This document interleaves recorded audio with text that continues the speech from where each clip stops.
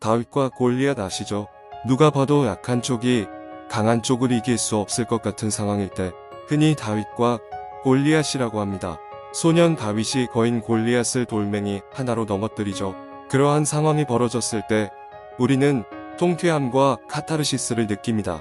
에어비앤비가 그렇죠. 3명의 흑수저 청년이 호텔 체인 힐튼, 하얏트, 메리어트 그룹보다 더 높은 가치를 받는 회사의 창업자입니다. 2020년 12월 미국 나스닥에 상장한 날 에어비앤비는 시가총액 100조를 넘깁니다. 회사 소유의 호텔 하나 없는데도요. 에어비앤비 스토리에서 새 청년의 이야기를 들려줍니다. 2007년 샌프란시스코에서 대규모 연례 디자인 컨퍼런스가 개최된 날 에어비앤비 창업자이자 친구인 브라이언 체스키와 조 게비아는 숙소를 찾지 못하는 방문객들에게 돈을 받고 자신들의 아파트를 빌려주었습니다. 값비싼 월세로 돈이 없던 두 사람은 거실을 빌려주고 월세를 벌려고 했죠. 손님들에게 제공한 것이 에어베드와 아침 식사, 에어베드 앤 브렉퍼스트입니다.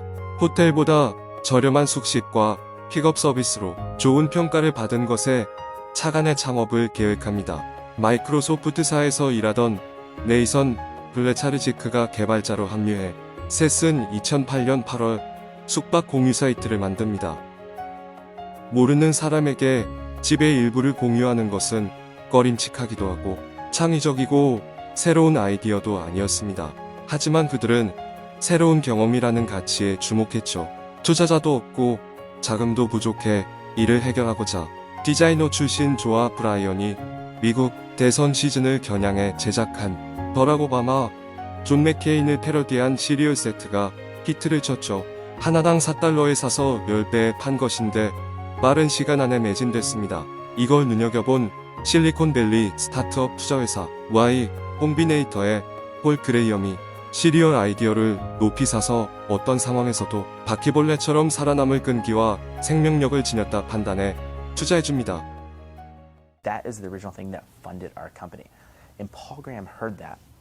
And we were applying like in November of 2008. Now, if you remember November 2008, the trait everyone's looking for in founders in November 2008 are people that are like cockroaches. Like they're not going to die no matter what. Because it's not clear anyone's going to raise money. Not like today. And so Paul Graham's like, man, you guys are hardcore. You will not die. And he thought we had a lot of imagination. So that's why he picked us. And he figured this idea is terrible, but they'll probably do something else. But they're not going to die.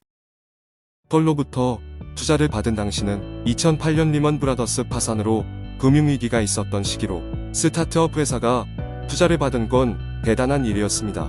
이때를 시작으로 언론사 인터뷰로 이름을 알리고 투자도 계속 받게 됩니다. 2009년 3월 회사 명칭을 에어비앤비로 변경하고 제공 숙소를 방 단위에서 아파트나 집 전체, 휴가용 임대주택 단위로까지 확대합니다. 2010년 11월에는 에어비앤비 앱을 론칭하고 자체 대금 지불 프로세스, 즉시 예약 기능을 만듭니다. 에어비앤비의 핵심은 많은 호스트를 모집하는 것이었습니다. 부동산 임대 같은 생활 광고가 올라오는 벼룩시장 생활지의 웹사이트를 연결해 클릭 한 번으로 같은 포스팅을 에어비앤비에도 올리고 $500를 더 벌어가세요. 홍보하죠. 생활지의 고객 정보를 빼내 엄청난 홍보를 한 것이죠. 디자이너 CEO의 내공이 들어간 깔끔한 웹사이트를 보면 안 올릴 이유가 없었고 급속도로 호스트가 증가하죠. 이글루, 오두막, 보트부터 유럽 고성까지 사람이 숙박할 수 있는 모든 종류의 공간이 에어비앤비 플랫폼에서 호스팅되기 시작했고 회사도 각종 마케팅과 기반을 갖추게 됩니다. 2014년 6월 모바일 앱과 홈페이지 등 회사의 리브랜딩을 바탕으로 사람, 장소, 사랑 에어비앤비라는 4가지 가치를 조합한 에어비앤비의 현 로고가 만들어집니다. 자체 맞춤 글꼴 시리얼도 제작합니다. 일반 호텔은 공급을 늘리는데 제약이 있지만 부동산을 직접 보유하지 않은 에어비앤비는 호스트가 늘어나는 만큼 무한정 공급이 가능해 유연성이 있습니다. 해외에서 사용되던 광고 카피에 아이브데어, 이븐 if it's just 코로나이, 단 하루라도 그곳에서 살아봐, 여행은 살아보는 거야, 현지인처럼 살아볼 수 있다라는 사실에 초점을 맞춰 대중의 공감을 얻었습니다. 하지만 코로나로 위기를 맞습니다. 매출이 반토막이 나서 직원 1900명을 내보내게 됩니다. 150가지 개선안을 내놓고 50가지 새로운 검색 서비스도 추가합니다. 변화된 환경에 유연하게 대응한 결과 사상 최대 매출과 순이익이라는 반전에 성공합니다. 바퀴벌레처럼 생명력 강하고 유연한 사고를 가져서인지 다시 위기를 이겨냈습니다. 전 세계 220개국에서 500만 명의 호스트가 10억 회 이상 게스트를 맞이한 규모로 성장하였고 숙박이 아닌 경험의 가치를 제공하는 플랫폼으로 자리를 잡았습니다. 최근 6개 카테고리를 추가했는데 그중 한옥 카테고리가 생겼습니다. 우리나라에도 많은 관광객이 몰려오겠지요. 코로나가 끝난 지금은 억눌렀던 보복 수요로 극자 전환하는 실적 개선이 있었습니다. 수많은 기업이 코로나 때 원격 근무를 했고 워케이션도 새로운 트렌드입니다. 에어비앤비 측에서는 새로운 수요 창출이 가능하다고 보고 있습니다. 일주일이나 한 달 이상의 장기 숙박이 증가했다는 것도 좋은 실적을 일으키는 요인입니다. 하지만 에어비앤비는 큰 약점 2개가 있습니다. 첫째, 강력범죄에 노출되어 있다는 것입니다. 21년 호주 20대 여성이 호스트에게 성폭행을 당한 것입니다. 79억에 입막음했다는 뉴스가 나돌았습니다.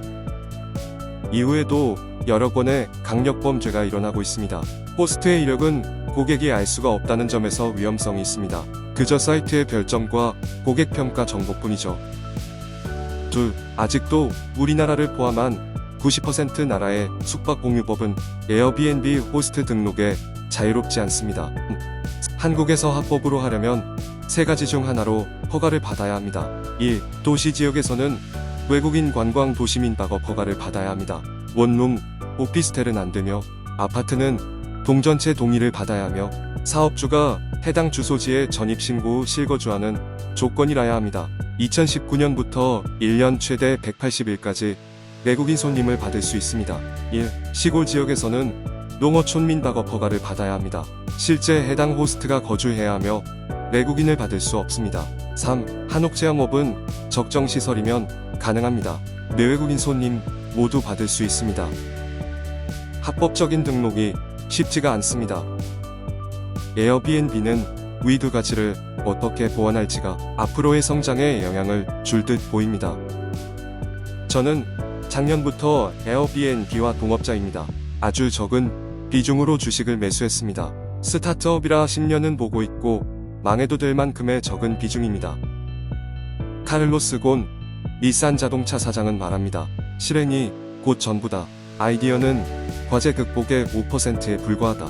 아이디어의 좋고 나쁨은 어떻게 실행하느냐에 따라 결정된다고 해도 과언이 아니다. 실행력 최강 에어비앤비의 미래가 잘 되길 기원합니다. 저는 그들의 과실을 같이 나눌 수 있기를 기대하니까요.